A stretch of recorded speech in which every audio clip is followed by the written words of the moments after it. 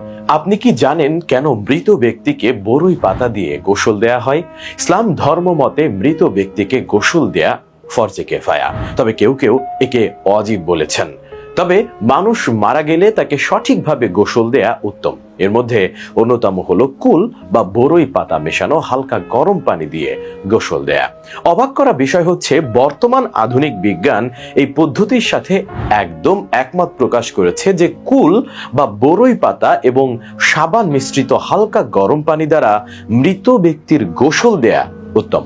কিন্তু কেন গরম পানির সাথে বরই বা কুল পাতা মিশিয়ে গোসল করানো হয়? এর পেছনে আসলে কারণটাই বা কি? মানুষ মারা গেলে বরই পাতা মেশানো পানি দিয়ে গোসল করানোর দৃশ্য আমাদের পরিচিত হলেও কেন বরই পাতা মেশানো পানি দিয়ে গোসল করানো হয় এ বিষয়টি আমরা অনেকেই জানি না।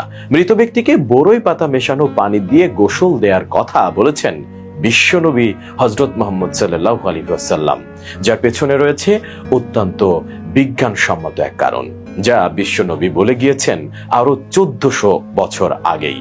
বুখারী শরীফের হাদিসে এসেছে, হযরত ইবনে আব্বাস রাদিয়াল্লাহু তাআলা আনহু বর্ণনা করেন, এক ব্যক্তি আরাফাতে অবস্থানের সময় তার উটনি থেকে পড়ে যায়। এতে তার ঘাড় মুটকে গেলে সে মারা যায়। তখন রাসূল সাল্লাল্লাহু আলাইহি ওয়াসাল্লাম বললেন, তাকে বরই পাতা সহ পানি দিয়ে গোসল করাও এবং 2 কাপড়ে তাকে কাফন দাও। তাকে সুগন্ধি লাগাবে না এবং তার মাথা ঢাকবে না, কেননা কিয়ামতের দিন সে তালবিয়া পাঠ করতে করতে উঠবে। প্রিয় নবী হযরত মুহাম্মদ সাল্লাল্লাহু আলাইহি ওয়াসাল্লাম তার মেয়ে হযরত জাইনাব রাদিয়াল্লাহু তাআলা আনহার মৃত্যুর পর তাকেও বরই পাতা মেশানো পানি দিয়ে গোসল দেওয়ার নির্দেশ দিয়েছেন। হাদিসে এসেছে, তোমরা তাকে 3-5 প্রয়োজন মনে করলে তার চেয়ে বেশিবার বরই পাতা সহ পানি দিয়ে গোসল দাও। হাদিসের নির্দেশনা অনুযায়ী মৃত ব্যক্তির গোসলের পানিতে বরই বা কুল পাতা দেয়া ইসলামী শরীয়ত সম্মত একটা রীতি, কেননা বরই পাতা পরিষ্কার পরিচ্ছন্নতার জন্য খুব কার্যকরী। যদি বরই পাতা না পাওয়া যায় তবে সাবান বা এ জাতীয় কিছু ব্যবহার করাই যথেষ্ট। আর বরই পাতা মেশানো পানিতে গোসল করানো হলে প্রিয় নবী হযরত মুহাম্মদ সাল্লাল্লাহু আলাইহি ওয়াসাল্লামের সুন্নত আদায় করা হয়। বর্তমানে আধুনিক বিজ্ঞানও স্বীকার করে যে বরই পাতার উপকারিতা ও গুণাগুণ বিজ্ঞানের গবেষণায় প্রমাণিত। গরম পানিতে সিদ্ধ বরই পাতার অ্যান্টিসেপটিক উপাদান পরিষ্কার পরিচ্ছন্নতায় বেশ কার্যকর। তা পোকামাকড়ের আক্রমণ ও পচন রোধ করতে সক্ষম।